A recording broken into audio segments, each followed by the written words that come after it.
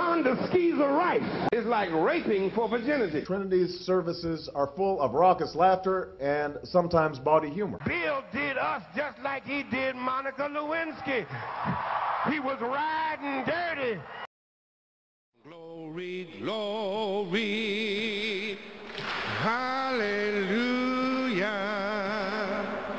You are clapping on beats 2 and 4.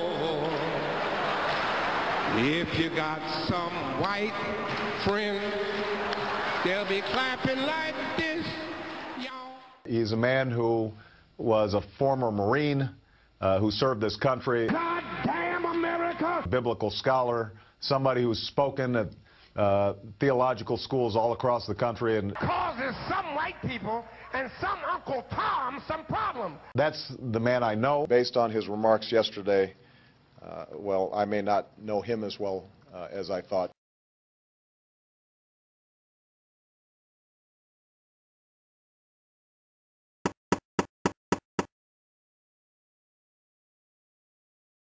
I would. And the reason is this, that the notion that somehow not talking to countries is punishment to them is ridiculous. Well, I will not promise to meet with the leaders of these countries during my first year. I don't want to be used for propaganda purposes. I don't want to make a situation even worse.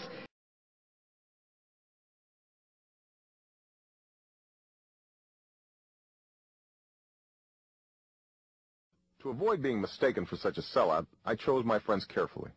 The more politically active black students, the foreign students, the Chicanos, the Marxist professors and structural feminists and punk rock performance poets.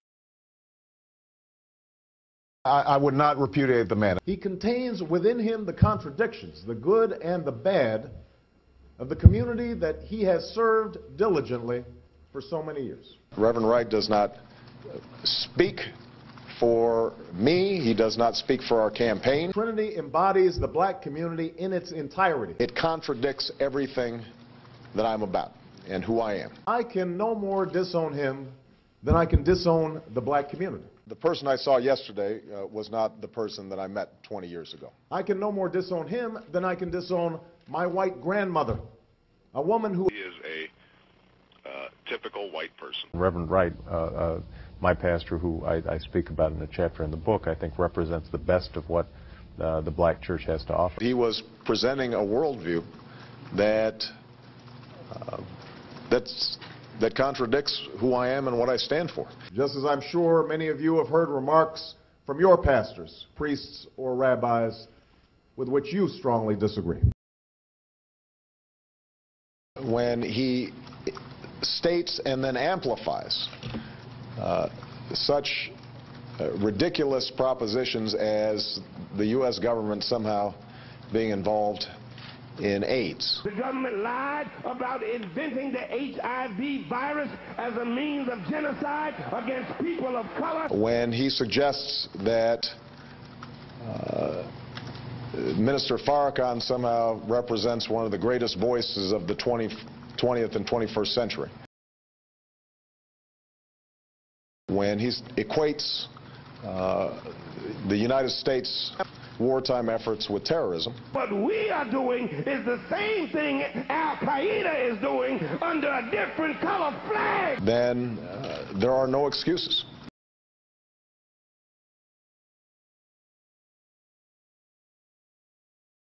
I reject outright the statements by Reverend Wright that are at issue. Senator Obama did not say what he said. He would never get elected.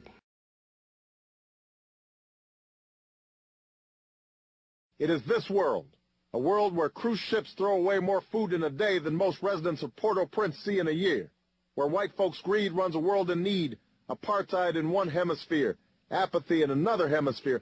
That's the world on which hope sits.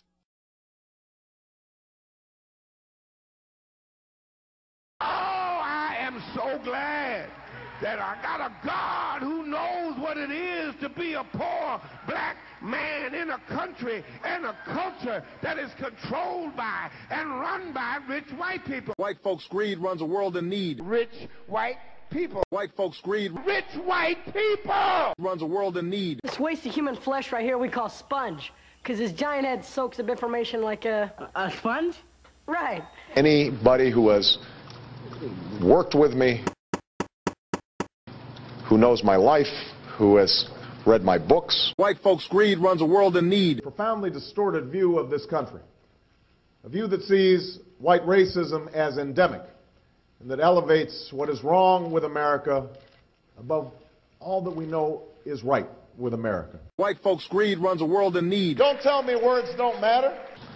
Who has seen what this campaign's about, I think will understand that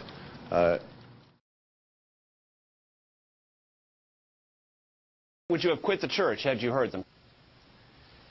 You know, I guess keep in mind that, just to provide more context, this is somebody who I'd known for 20 years. Pastor Wright has been a pastor for 30 years. He's an ex-Marine. He is somebody who is a biblical scholar, has spoken at theological seminaries all across the country, from the University of Chicago to Hampton. And so he is a well-regarded preacher. And somebody who is known for talking about the social gospel, but most of the time when I'm in church, he's talking about Jesus, God, faith, values, caring for the poor. Those were the messages that I was hearing. And so, you know, I think that the statements that have been strung together are compiled out of, you know, hundreds of sermons that he delivered over the course of his lifetime. But obviously, they are ones that are, from my perspective, completely unacceptable and inexcusable. And if I had thought that that was the tenor or tone on an ongoing basis of his sermons, then yes, I don't think that it would have been reflective of my values or my faith experience. Would you have quit the church had you heard them? Changes. Don't tell them to blow up all of it. This is somebody who is like an uncle. If you have, to me. Senator Obama said that Reverend Wright was like an old uncle. He has been like family to me. This time, strange fascination, fascinating me. Our changes are taking the base I'm going through. Changes. Changes. Ooh, look out, you rock and rollers. He has hate speech. Listen to how bombastic he is. Isn't he bombastic? He's stirring up hate.